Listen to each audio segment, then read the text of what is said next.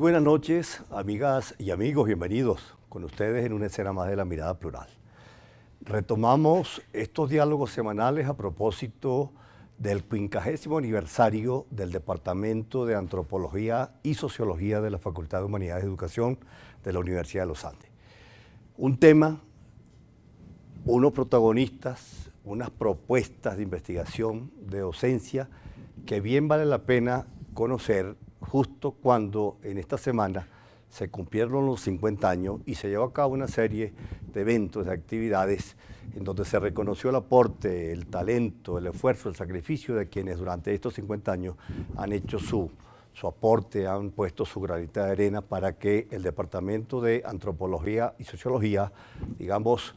llegue a sus 50 años como es un departamento con reconocimiento nacional e internacional. De modo que esta noche vamos a conversar con los profesores Roberto Chacón, sociólogo, profesor de la Facultad de Humanidades y Educación, y el profesor Amado Moreno, sociólogo también, profesor de la Facultad de Humanidades y Educación, y fue como el mentor y el coordinador de toda esta serie de eventos que se cumplieron la semana pasada. De modo que, la bienvenida a los amigos profesores, ¿cómo están ustedes? Bien, bien. Muchas creo que estos 50 años del Departamento de Antropología y Sociología da para, como decía alguien, revisar la historia de la disciplina en función de esos logros concretos, de esas tareas cumplidas, esas metas que se proyectaron y se concretaron en resultados de investigación, tesis, docencia. Aquí tengo el documento que escribió el profesor Amado Moreno a propósito de la actividad central ahí en el departamento, ahí en la cátedra Simón Bolívar de la Facultad de Humanidades y Educación. Y Amado Moreno recoge una serie de datos históricos sobre la fundación y el crecimiento del departamento. Profesor Amado, el departamento nace en un contexto, en una década que para Venezuela había mucha controversia y mucha polémica política e ideológica, un cierto antagonismo que marcó, digamos, la década de los 60, el inicio de la lucha armada, una etapa en donde se reinicia la democracia, que hoy en día se llama como la Cuarta República, en fin, en ese contexto se funda el departamento. ¿Qué había detrás de esa fundación, de esos orígenes? Bien, buenas noches, gracias Ramón por la invitación. Bueno, tu pregunta evidentemente toca un tema muy importante porque tiene un elemento histórico que mucha gente hoy en día pues no conoce. Así es. Lo que sucedía en Venezuela y en la Universidad de los Andes en particular, y sobre todo en las universidades, más que todo en las universidades autónomas, que eran donde estaba centrado esa polémica que se dio en los años 60 en la lucha por el socialismo, y hubo movimientos de izquierda que se sometieron a la lucha armada, y bueno, y las universidades autónomas tuvieron ahí un papel decisivo, porque desde ellas se inició una lucha contra el gobierno de esa época, ¿no? Pero aquí en la Universidad de los Andes nosotros llegamos a partir de 1973 y realmente no vivimos esa situación en la Universidad de los Andes, pero sí la vivimos a nivel nacional, ¿verdad? Porque nosotros ingresamos en la Escuela de Sociología a partir de 1969 en adelante, ¿no? En el caso mío y Roberto un tiempo ya estaba en la etapa de la pacificación, sí, ya aquella con la Caldera. pacificación. Pero sí pudiéramos decir que evidentemente en las universidades hubo universitarios, estaba siendo dirigida por Pedro Rincón Gutiérrez, sabemos cuál era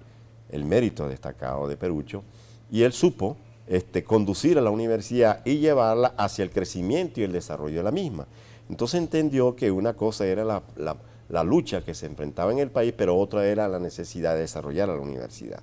Y además de eso estaba en esa época como decano Carlos César Rodríguez, y otra gente que evidentemente pudieron entender que había necesidad de no enfrascar a la universidad en esa lucha que existía a nivel nacional, sino que colocar las condiciones académicas para irlas desarrollando. Y entonces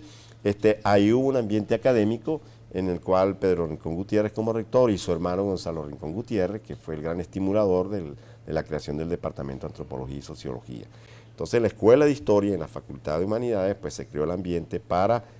se proclive la posibilidad de crear el Departamento de Antropología y Sociología. Y entonces, una vez creado el Departamento de Antropología y Sociología, se contrató a Mario Zanoja, obediente, que venía de la Central de Venezuela. De la Central, y entonces ahí comenzó a armar el proyecto y después se aprobó y él estuvo un tiempo conduciéndolo. Después se fue hacia hacia Caracas, a la Universidad Central de Venezuela, y quedó un grupo de gente en el departamento, en la Facultad de Humanidades, que siguió desarrollando esa actividad hasta que con el ciclo básico, a partir de 1970, bueno, fue cuando el Departamento de Antropología y Sociología logró tener un mayor crecimiento, puesto que ahí hubo necesidad de incorporar nuevos sociólogos y antropólogos para atender las asignaturas de sociología y antropología que se crearon producto del ciclo básico, que fue básicamente una experiencia y una iniciativa de la renovación universitaria.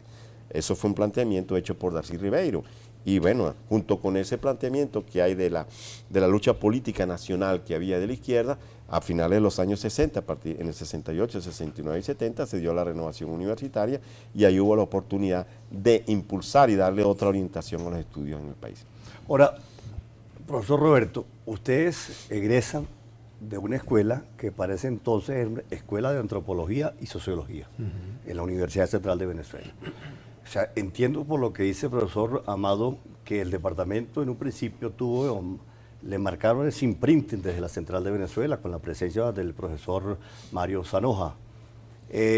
No hay duda que ese fue un contexto de mucho compromiso político. Las instituciones universitarias entendieron que esas luchas sociales necesitaban de referencias intelectuales, de apoyos, de ideas, de doctrinas, y yo creo que ahí se inscribe perfectamente, digamos, el papel de la Escuela de Antropología y Sociología de la Central, y presumo yo, digamos, la presencia ya en Mérida del Departamento de Antropología.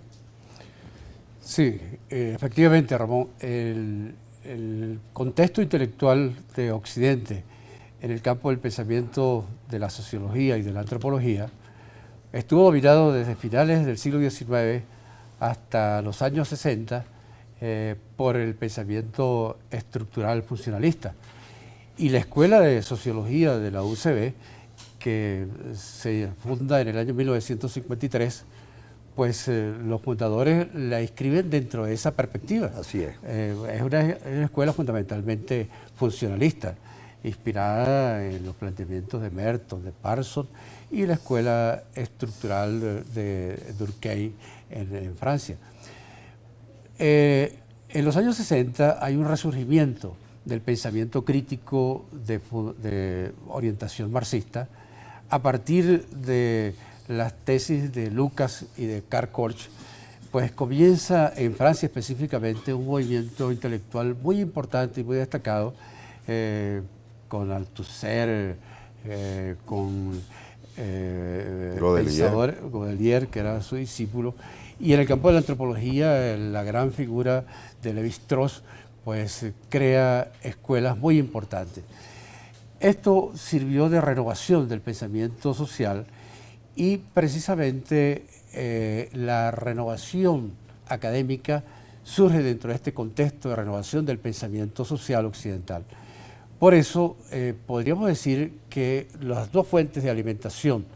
que se producen en los años, en el contexto cultural e intelectual, que le sirve para la creación del Departamento de Antropología y Sociología de la Facultad de Humanidades de la Universidad de los Andes, es precisamente esas dos vías. Una es la renovación del pensamiento social con la emergencia del pensamiento o el resurgimiento del pensamiento crítico de orientación marxista, y por el otro lado, la renovación académica que, inspirada en la reforma de Córdoba, en la necesidad de mejorar una participación de toda la comunidad universitaria, de democratizar las decisiones universitarias, pues sirvieron precisamente de alimento. Y además de eso,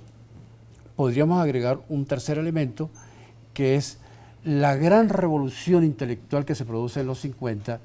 que va a producir una fractura de los esquemas disciplinarios que habían dominado durante todo el siglo XIX y la mitad del siglo XX,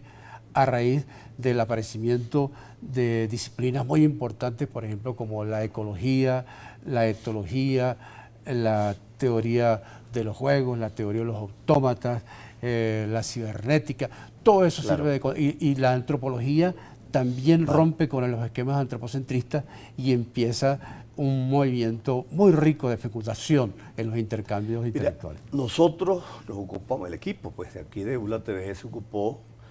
de recoger los testimonios de algunos colegas de ahí de la facultad para ampliar un poco la visión, ¿no?, de esas vivencias de lo que fue el departamento. De modo que para este programa tenemos los testimonios del profesor Francisco Gavidia, del profesor Germinal Ciurana y del profesor, quien es hoy en día el director del departamento, Adrián Lucena. Vamos a ver y a oír el testimonio del profesor Guillermo Francisco Gavidia, porque nos permite un elemento para el debate, porque el departamento se abrió más allá de Venezuela, pensó en antropólogos, sociólogos de otros países, y creo que por esa vía se lograron resultados muy concretos en investigaciones, sobre todo aquí en los Andes. Vamos entonces con el testimonio del profesor Francisco Gavidia. En el año 1966 yo fui a México a participar y asistir a unos cursos sobre la sociedad industrial que coordinaba el sociólogo norteamericano Irving Horowitz en la Universidad Autónoma Nacional de México. En esa oportunidad tuve la excelente posibilidad de conocer extraordinarios investigadores sociales, antropólogos, sociólogos, historiadores, etcétera, de América Latina. Y tuve la fortuna de conocer a el antropólogo Roger Bartra y Helio Alcalá, etnólogo, que estaban participando en ese momento no solamente en las características del evento que se realizaba, sino en unas investigaciones que estaban haciendo en la creación de una represa muy famosa en México llamada la presa del río Balsas, que coordinaba, por cierto, y dirigía el hoy llamado candidato presidente del partido, el RPD, el Partido Revolucionario Democrático de México, Cuauhtémoc Cárdenas, hijo del general Lázaro Cárdenas, que había sido presidente de México en el periodo posterior a la Revolución. De esas conversaciones y de otro antropólogo que llegó por allí también a la mesa de hablar, me invitaron a asistir a la presa del Balsas, porque yo había trabajado en Venezuela, recién llegado yo de Inglaterra, en una investigación que se estaba haciendo para la creación de la represa de las Majaguas. Y esa experiencia, una vez conversada con ellos, les pareció interesante para el evento que se estaba realizando en el río Balsas. Después de eso, yo le propuse inmediatamente, porque teníamos poco tiempo para hacer demasiadas disquisiciones, a Barta y Alcalá, que eran los más interesados que yo vi en el momento, la posibilidad de participar en una investigación que yo había pensado que deberíamos hacer nosotros desde el punto de vista de la cuestión histórica, etnológica, sociológica, antropológica, sobre la región de los Andes. A ellos les pareció interesante el proyecto y lo aceptaron. Yo me vine a Mérida, a la facultad, le presenté a las autoridades del momento, tanto al decanato como a la dirección de la escuela y a la jefatura del departamento, la posibilidad de que ellos vinieran, porque eso iba a crear un hito en el departamento, que había sido fundado originalmente por una persona que tenía una orientación válida, perfectamente válida y extraordinariamente afortunada en el área de la arqueología, que era Gonzalo Rincón, hermano de Perucho Rincón, nuestro rector permanente de la Universidad de los Andes. Bien, en este testimonio podemos nosotros percatarnos de esa relación entre el Departamento de Antropología y Sociología y los trabajos prácticos, concretos, de indagación sobre características, modalidades, maneras de organización, modos de civilización o de ordenamiento social de la región de los Andes. De modo que, profesor Amado, este testimonio nos permite a nosotros justamente pensar y entender lo que ustedes estaban señalando. Había un contexto de referencias críticas y de renovación doctrinaria, política, social de los estudios universitarios, pero también había necesidad de estos trabajos concretos en nuestras regiones. Sí, fíjate tú que lo que está diciendo el profesor Francisco Gavidia es interesante, porque la contratación de Roger Bartra encaja dentro de una de las justificaciones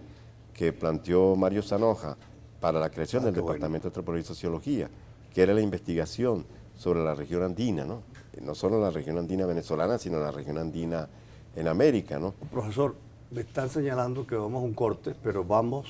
identificamos el canal y volvemos y continuamos con esto porque me parece muy, muy importante. Vamos y volvemos, amigos.